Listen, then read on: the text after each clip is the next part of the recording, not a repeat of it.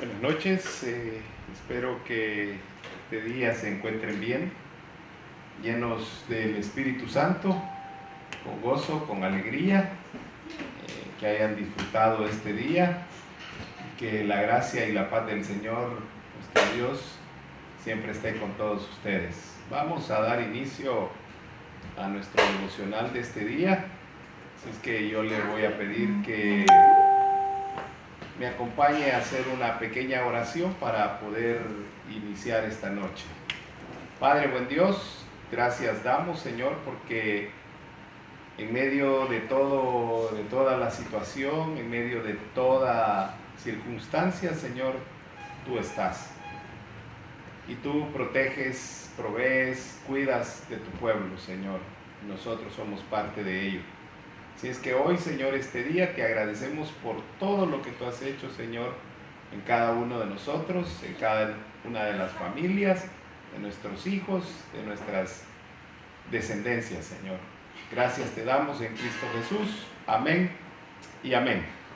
Bueno, vamos a continuar viendo lo que comenzamos el día viernes acerca del conocimiento de Dios en la parte de la deidad del Hijo. Estábamos hablando ahí acerca de que el Hijo es Dios, y yo sé que usted lo sabe, lo conoce, muy probable. Lo que yo estoy tratando de darles son partes de la palabra, versículos en donde está explícito, está manifiesto esto. ¿Por qué? Porque, como le decía yo el domingo, estamos en una guerra, son tiempos finales. El enemigo está arreciando su ataque y él quiere llevar la mayor cantidad de que lo acompañen a él al infierno, ¿no? El infierno fue hecho para él y sus demonios, no para los hombres, pero los que deciden seguir a Satanás, pues lo van a acompañar también ahí al infierno. Pero nosotros los hijos vamos a ir al cielo a vivir una eternidad con nuestro Señor. Entonces es importante estar firmes, conocer la palabra, saber qué es lo que dice la palabra. No solamente decir en la palabra dice.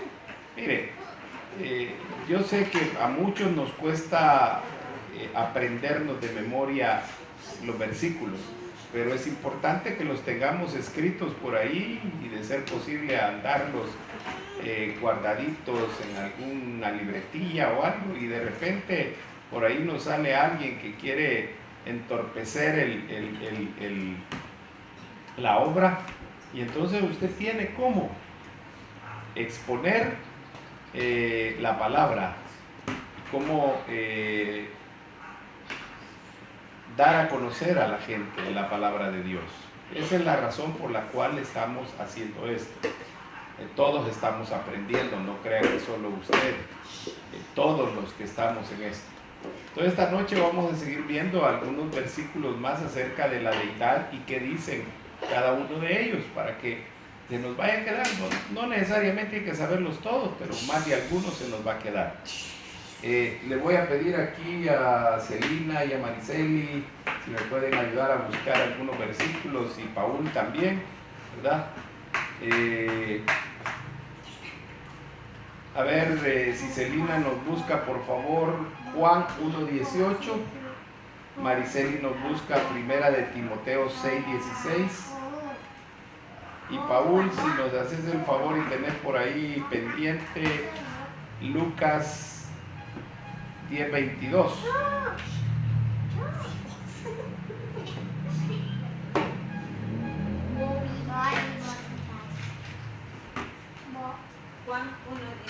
Juan 1:18, sí, por favor. A Dios nadie le dio jamás el unigénito Hijo que está en el seno del Padre, Él le ha dado a conocer.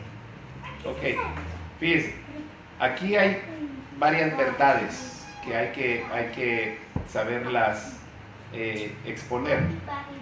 Y dice la primera: a Dios nadie lo ha visto jamás. Okay. ¿A quién se está refiriendo claramente esta porción? porque al Padre, ¿verdad? ¿Por qué? Porque al Hijo lo vieron todas las personas que estaban en el tiempo en que Él estuvo en la tierra, que estaban en las regiones por donde Él caminó. Al Espíritu Santo, la palabra dice que se manifestó como paloma, como lenguas de fuego. Entonces quiere decir que el escritor tuvo una idea de cómo era, hubo una manifestación visible, pero del Padre no ha habido una manifestación. ¿Por qué? Porque hay una razón que es la que expone Primera de Timoteo 6:16. Y lo lees, por favor, Maricela.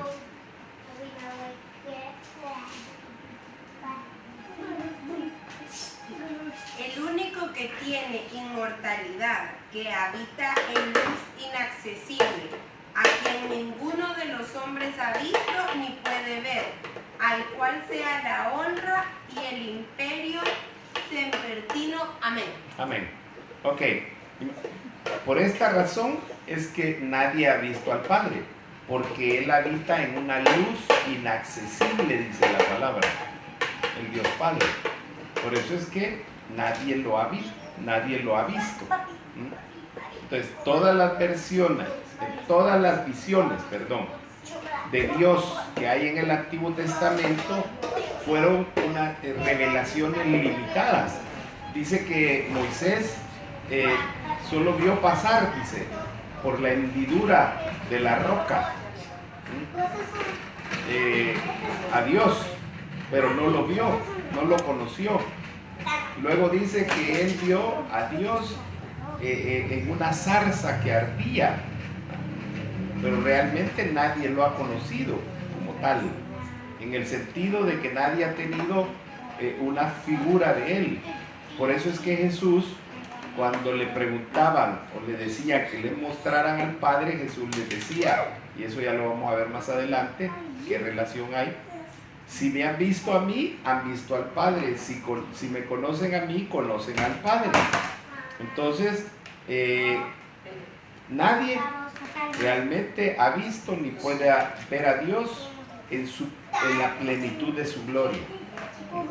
Jesús mostró la gloria de Dios como el unigénito Hijo de Dios, mostrando la gloria, pero realmente sin la gloria del Dios nadie la ha visto. Yo creo que caeríamos muertos en ese instante. En un momento, cuando estemos con Él allá, que tengamos otro cuerpo, que seamos diferentes, vamos a poder ver la gloria de Dios como los ángeles la ven. De ahí hay otro término ahí que es importantísimo verlo. Dice el unigénito, ¿qué? Hijo, o el unigénito Dios, dice. Aquí la palabra unigénito, cuando se traduce, la mejor traducción de él es el único y solo. Entonces, ¿por qué? Porque hay un término griego que define esa palabra unigénito, y la palabra es monógenes. Y monógenes quiere decir mono, uno, y gene, clase, especie o género. Entonces, si usted lo une, dice de una clase o de una especie o de un género. Lo que denota es la singularidad o que es único en su clase. Eso es lo que está diciendo. No significa que el Hijo naciera o que fuera engendrado. ¿Por qué? Porque Dios no engendra a Dios. Esa es la razón. O sea, Dios es uno y no puede engendrar a otro. Entonces sería otro Dios, como los dioses del Olimpo. Ahí sí, porque como no son dioses verdaderos, entonces, ¿cómo se llama el dios, el mayor de ellos? Me acuerdo del nombre Zeus. En griego es Zeus, ¿va? O en romano. En griego. Entonces Zeus engendra hijos. Y son dioses. Y cuando tiene con seres humanos son semidioses en la mitología, y uno de ellos es Hércules, ¿no? Pero en nuestra religión que es la verdadera, no existe eso. Dios no engendra a Dios. Por eso es que el hijo no fue engendrado. No porque diga la palabra hijo quiere decir que ha sido engendrado, porque, por ejemplo, Mariceli es mi hija. Ella sí fue engendrada por deseo de hombre, por la carne. Pero el Hijo, el de la Trinidad, no fue engendrado por el Padre, sino que es una manifestación, es la persona del Hijo, la persona del Padre y la persona del Espíritu Santo. Esa sería la herejía más grande, decir que el Hijo fue engendrado, que nació del Espíritu Santo, del Dios Padre, como sea. Eso no puede ser. Entonces la palabra hijo, unigénito, viene del griego monógenes, que es único en su clase, en su género. Y la Biblia, en las diferentes traducciones, en lugar de poner Dios, pone hijo. Y cuando se refiere al hijo, entonces se está refiriendo a Dios. Eso quiere decir. En otras versiones dice así, por ejemplo, la Biblia de las Américas, ese versículo dice: nadie ha visto jamás a Dios, el unigénito Dios que está en el seno del Padre, le ha dado a conocer. La Nueva Traducción Viviente dice: nadie ha visto jamás a Dios, pero el único que es Dios, y ahí está más claro, se está refiriendo definitivamente al Hijo. Está íntimamente ligado al Padre. Y eso Jesús decía que Él y el Padre eran uno solo. Eso manifiesta una relación, una intimidad, ¿verdad?, que los ligaba a ellos. Y termina diciendo: Él nos lo ha revelado a Dios. ¿Quién? El Hijo. El Hijo es el que revela al Padre. Si lees Lucas 10:22, por favor, Paul. Lucas 10:22. Mi Padre me ha entregado todas las cosas. Nadie sabe quién es el Hijo, sino el Padre. Y nadie sabe quién es el Padre, sino el Hijo y aquel a quien el Hijo se lo quiera revelar. Oiga, ¿quién conoce al Padre? El Hijo. ¿Y quién conoce al Hijo? El Padre. ¿Y quién más puede conocer al Padre? A quien Cristo, a quien Jesús le quiera revelar al Padre. Entonces, aquí está hablando de ese ser único en su clase. O sea, nosotros llegamos a ser semejantes a Él, pero no somos Él. Somos Cristos porque somos cristianos, porque tenemos semejanza de Él, porque tenemos su mente, dice que nos la ha dado para que la desarrollemos. Juan 14:9 dice lo siguiente: Jesús les dijo: tanto tiempo he estado con vosotros y todavía no me conoces, Felipe. El que me ha visto a mí, ha visto al Padre, le dijo. Entonces, si conocemos a Jesús, vamos a conocer al Padre. Por eso es importante conocer a Jesús. Por eso es importante saber que Él es Dios. Y sigue diciendo Juan 1:18, que está en el seno del Padre. ¿Qué nos está diciendo aquí? Celina, por favor, buscar Juan 10:30 mientras hacemos una breve descripción de eso. Y Mariceli, Juan 17:22, por favor.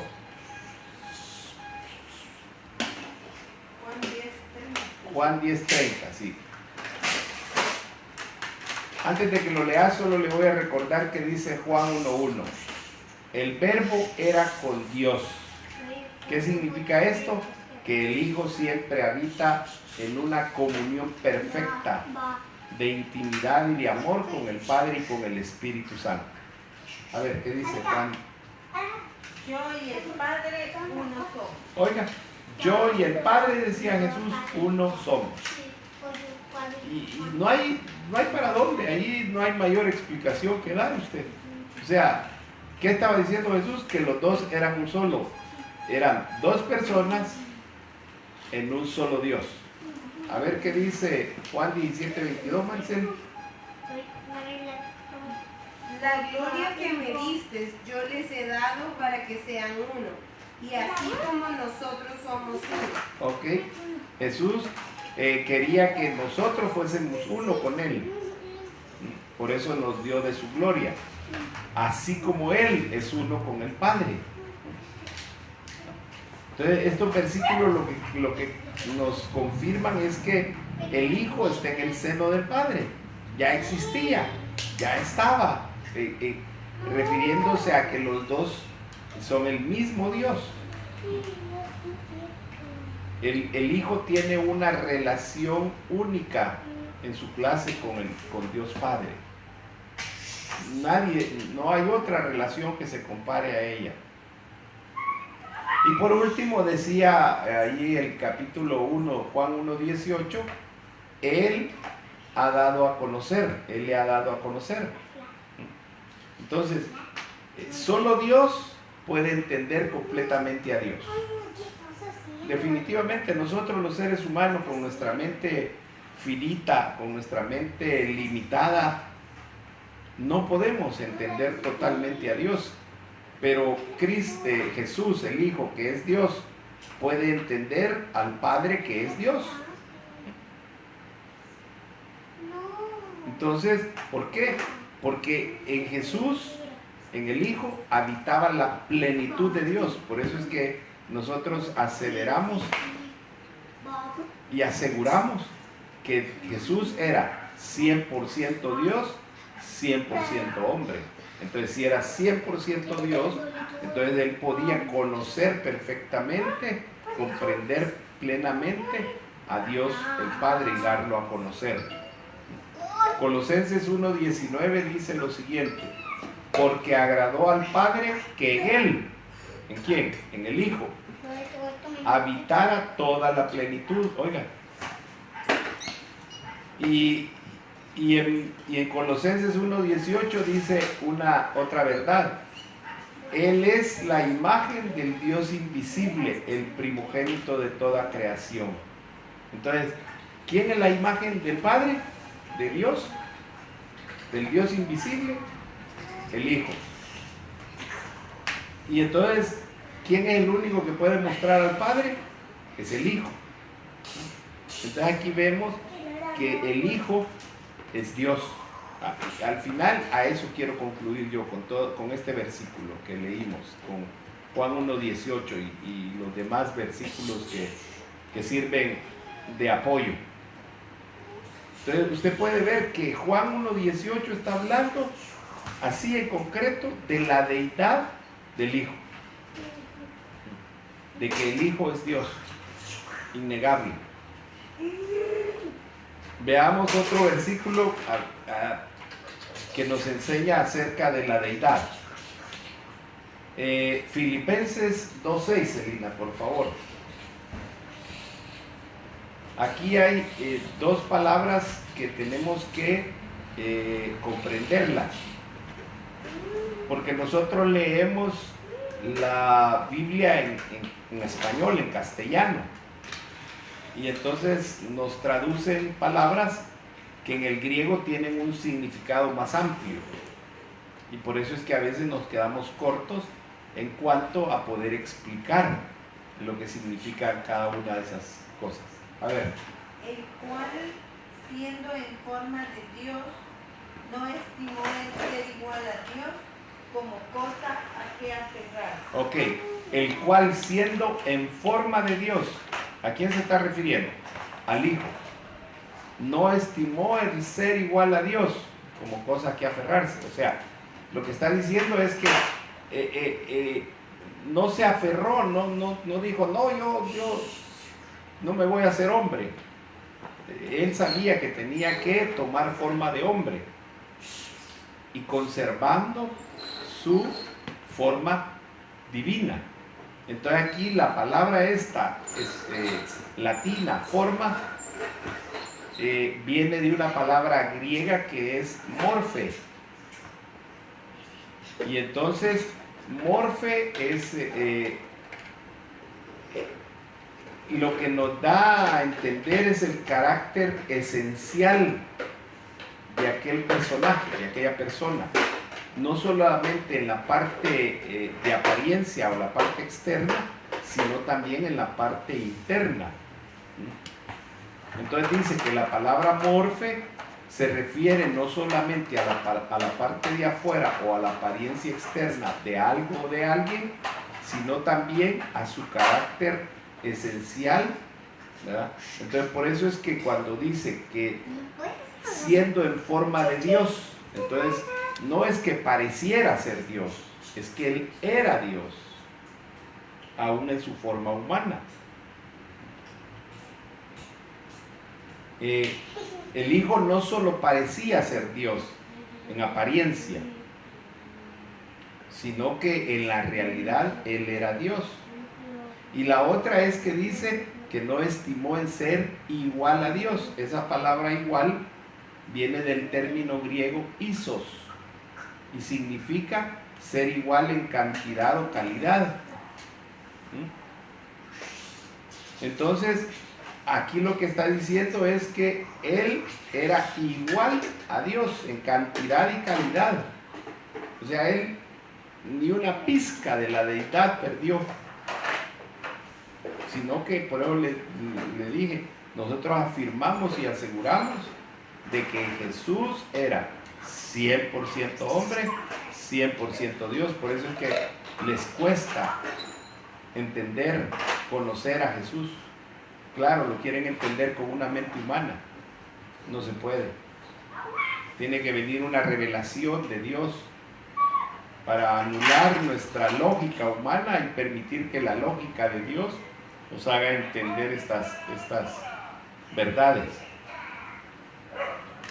Entonces, Cristo se despoja de sí mismo y se vuelve hombre, pero no por eso dejó de ser Dios. Y eso, trate de entenderlo usted con la lógica humana y se va a volver loco. Pero pídale a Dios que se lo revele y usted se va a sentir el hombre más glorioso en esta tierra. Filipenses 2:7 dice lo siguiente: sino que se despojó a sí mismo, tomando forma de siervo, hecho semejante a los hombres. Oiga, entonces Él dice que se despojó a sí mismo, o sea, no le importó dejar de ser solo Dios, o sea, de dejar de estar en el trono allá arriba, sentado a la par de su Padre. Se despojó de eso, pero no dice, o sea, que dejó de ser Dios cuando se convirtió en hombre. Se hizo semejante a los hombres. Entonces, de lo que se despojó fue de los privilegios que le daba la deidad. Por eso le digo, de estar en el trono, de tener esa relación ahí directa, aunque él siempre mantuvo una relación con su Padre. Pero él nunca perdió los privilegios de la deidad misma. Él siguió siendo Dios. Por eso es que tenía ese poder para hacer las cosas que hizo. Y por eso dice, toda autoridad me ha sido delegada y yo entonces ahora se la delego a ustedes. Y cuando reciban el poder que va a venir de lo alto, entonces hubo una delegación sobre nosotros para que pudiésemos hacer las obras que Él hizo y aún mayores, dice la palabra. Veamos otro versículo. Y vamos a ver si nos alcanza el tiempo.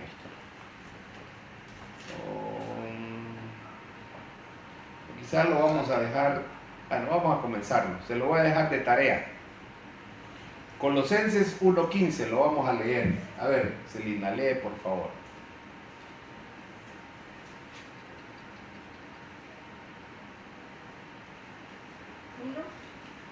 1:15.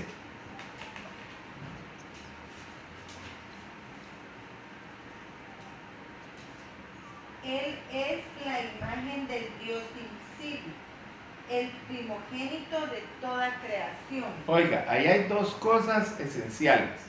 acerca de la divinidad del Hijo, que Él es la imagen del Dios invisible. Y la otra es que es el primogénito de toda la creación. O sea, antes de Él no hay nada, no hay nadie. Entonces, solo le voy a decir dos cosas. La palabra imagen viene del griego eikon, y que su traducción correcta es traducida como imagen o semejanza. Y la palabra primogénito viene del griego prototokos.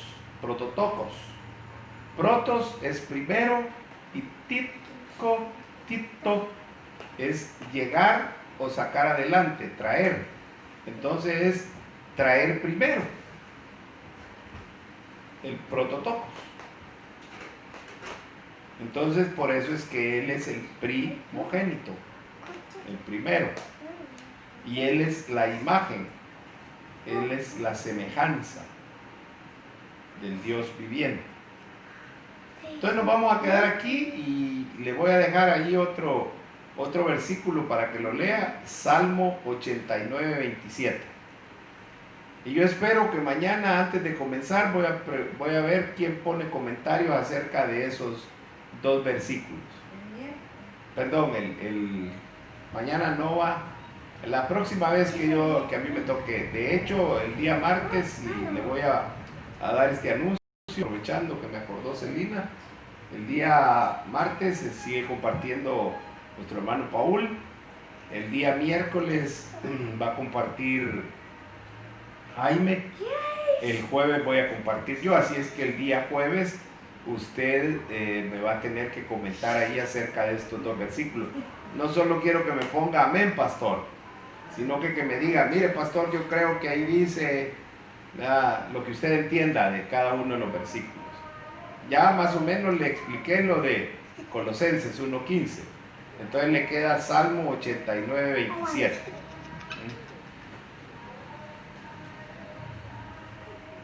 Y así vamos a ir probando estos días, vamos a ir invitando a otras personas a que compartan la palabra de Dios.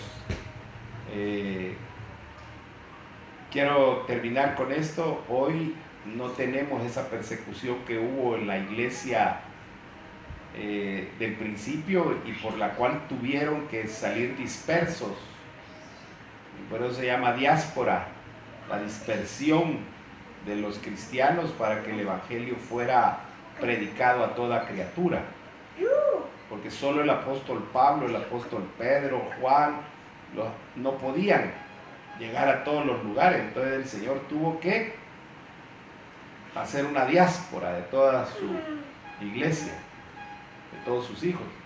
Entonces hoy tenemos que hacer esa diáspora para que muchos prediquen, y qué mejor que empezar a hacerlo aquí, y vamos a ir invitando a diferentes hermanos y hermanas para que compartan la palabra, y así todos vamos a estar capacitados como discípulos de Jesús.